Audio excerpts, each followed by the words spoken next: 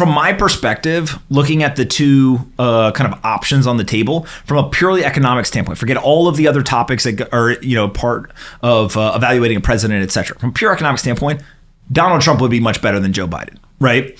Now, when you look at that, what are the downsides? You have to understand the policies, right? So deregulation, weaker dollar, and kind of an understanding of crypto and AI, et cetera, with picking J.D. Vance as vice president and some of the people he surrounded himself with. If you look at, let's say, weaker dollar, right? It can be inflationary. Doesn't have to be, but it definitely can be.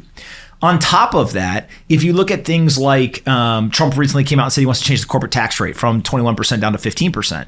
Sounds awesome. Anthony Pompliano had a recent interview with Phil Rosen, the co-founder of Opening Bell Daily, and they discussed issues, including the future outlook for interest rate cuts, what Trump trade means for investors, and its impact on Bitcoin. According to Anthony Pompliano, people are seeking something to be excited about, and Trump's growing chances of winning the presidency are creating a stir. This is why the Trump trade is motivated by speculation and excitement. Pompliano also shared his opinion that interest rates reflect the state of the economy, and that the Trump trade is more about policy-driven deregulation. He believes that the recent attempt on Trump's life is more likely to be the cause of the spike in Bitcoin prices than Trump's growing odds. The Trump trade stuff is hilarious to me, right? Because I think that there are two things. One, there's just the excitement. Like we're in kind of the sideways summer. It's really boring. People are looking for something to be excited about. Here comes, President Donald Trump's odds are skyrocketing that he's going to be the president. People go and say, let's look in the rearview mirror at 2016. What happened? There was deregulation. There was devaluing of the dollar. There was interest rates at zero. Like all these things that occurred. Oh, if Trump gets in office, we're going to go right back to that. And so that excitement is actually speculation, right? At the same time, he is talking about some of his policies, and there is a lot of deregulation. It does appear that some of the policies would be kind of weaker dollar, higher inflation, et cetera. And so how do you position yourself? Well, if the odds are increasing, that means that you should be also increasing the odds that you're positioned to benefit from that situation. Now, the interest rate cuts specifically, I don't think are as much part of kind of the overall Trump trade. Trump and Biden both have interfered quite often with the Federal Reserve in a soft power way. So neither one of them walks into the Federal Reserve and says, hey, Jerome Powell, you're going to do this. But they sure try to influence it via soft power, right? So Trump, his method of influence was Twitter. He would just get on Twitter and start tweeting about, weakening the dollar and all these kind of different things. Biden would be more kind of politically correct in that on multiple occasions, he called Jerome Powell to his office when things weren't going so hot and basically was like kind of calling the teacher to the principal's office saying like, hey, what's going on? And so this is not a partisan thing. If you're the president of the United States, a huge part of how you are judged is based on the economy. And one of the biggest inputs into the economy is what is the cost of capital? And so naturally, you want to influence in either direction what you think should happen, although you don't have control. And so Trump now is out in the public saying, hey, they shouldn't cut interest rates before the election. That would be election interference. That would be, all these different things. On the same side, Jerome Powell had some comments where he's like, well, listen, if we wait till inflation is at 2%, we waited too long. And so there's this very interesting dynamic. And if you go and you look in the market, depending on what data point you look at, whether it's a prediction market, the bond yields, et cetera, it's like 80 to 90% likelihood that by September, we are going to have an interest rate cut. That happens to be months before an election.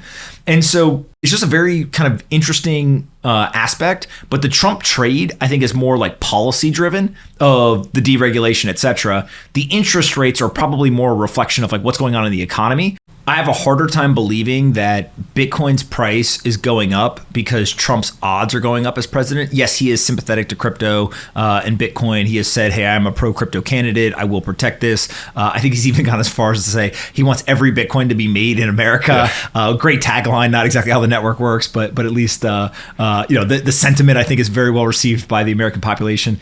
I actually think that Bitcoin's price has been going up because somebody tried to assassinate the president. Right. And this idea that like that is a potentially destabilizing event is a very chaotic, uncertain, kind of ever-changing situation, that now people say, like, wait a second, there's political violence going on. And you've seen this in other countries, and that's really where I get the data point from. You've seen places where there has been some sort of conflict, there's been some sort of political violence, there's been some sort of controversy, chaos, uncertainty, etc. And in those countries, you see more buying of Bitcoin. And so if you go back and you look on Saturday night, the night that somebody shot Donald Trump, you can see that on the news of the former president has been shot, the price actually drops immediately. I mean, it's like the news hits, the wire and gets on Twitter, the price drops. And then as soon as everyone realizes he's okay, the price just 180s and rips higher. And so to me, what that is signaling is the price dropped because there was a moment of panic and fear. And like, did the former president just get assassinated, right? Did he just get killed on live television? The second that people realized it didn't actually work, it wasn't successful, the price goes up because people realize, like, we're in a new era now, right? Like, we haven't had an assassination attempt on the president in terms of like actually physically hurting the president or former president in decades. And so when that occurs, people start to say, oh, this is possible, right? There's an uncertainty to this. And so that to me is the catalyst of why Bitcoin has been going up. Regarding Bitcoin, Pompliano reported that it has consistently protected purchasing power over the last decade, making it an attractive store of value asset. He noted that its strong computer network, growing acceptance, and legal and regulatory treatment make it a popular choice. Pompliano also reported that even intelligent individuals like Jamie Dimon and Donald Trump have changed their minds about Bitcoin. He noted that Dimon, in particular, has gone from a skeptic to a supporter, and his influence could be significant. Let's go back to the interview and watch more clips to gain insights from Anthony Pompliano. From my perspective, looking at the two kind of options on the table from a purely economic standpoint, forget all of the other topics that are part of evaluating a president, et cetera. From a pure economic standpoint, Donald Trump would be much better than Joe Biden, right? Now, when you look at that, what are the downsides? You have to understand the policies, right? So deregulation, weaker dollar, and kind of an understanding of crypto and AI, et cetera, with picking J.D. Vance as vice president and some of the people he surrounded himself with. If you look at, let's say, weaker dollar, right, it can be inflationary. Doesn't have to be, but it definitely can be. On top of that, if you look at things like Trump recently came out and said he wants to change the corporate tax rate from 21% down to 15%. Sounds awesome. There's something called the Laffer curve, right? And Art Laffer came up with this idea that if you actually lower the corporate tax rate, that will encourage job growth, R&D, innovation, growth, et cetera, which means that even though each corporation is paying a lower percent, the overall aggregate amount of taxes collected will go up. But the beauty of Bitcoin is that Bitcoin seems to have the facts on its side, right? Kind of the truth is on its side. And what I mean by that is there's hundreds of millions of people around the world that hold it and use it. There are, Bitcoin is the strongest computer network ever created in the world.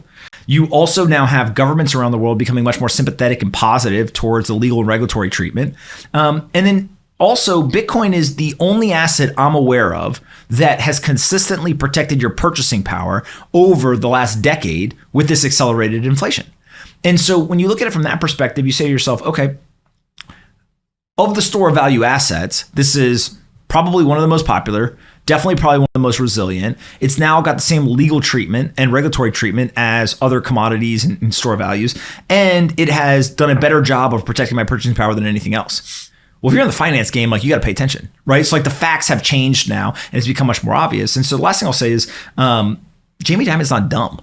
Right? Like, this guy's incredibly intelligent. And so, sure, would he probably in hindsight go back 10 years and be like, oh, I wish that I would have bought Bitcoin and, understood this and got the bank and whatever. Sure. But it's not actually where you start. It's all about when you are presented with new facts, do you change your mind? Like, that is the sign of intelligence.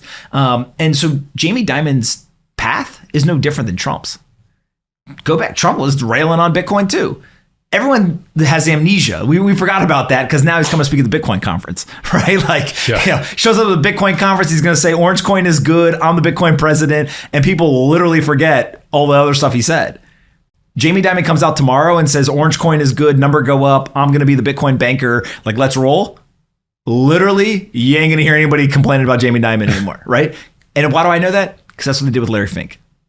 Larry Fink is the CMO of Bitcoin. He has been accepted with wide open arms. People are saying, Larry, thank you. You are amazing. Keep going on TV saying it's a flight to quality, all these things. Larry Fink was not a Bitcoiner 5 years ago, right? He changed his mind. And so I do think that maybe a word of caution to the Bitcoin community, when people disagree with the Bitcoin story, the Bitcoin facts, it's okay to push back, right? Like part of the debate is try to educate them and convince them. But don't kick people while they're down, because they may actually change their mind. And if they change their mind, we have a history now of accepting these people kind of on our team. And so when they do that, don't dunk on them and say, I bought before you. Instead say, hey, thank you so much. Like, who else can you now help us go do it? Because one of the big stories, I think, in Bitcoin is the messenger matters now more than the message. Larry Fink is more important than anything any Bitcoiner is going to say. Jamie Dimon will be even more important. And if the president of the United States is running around doing press conferences talking about Bitcoin is good, the world will change in a crazy, crazy way.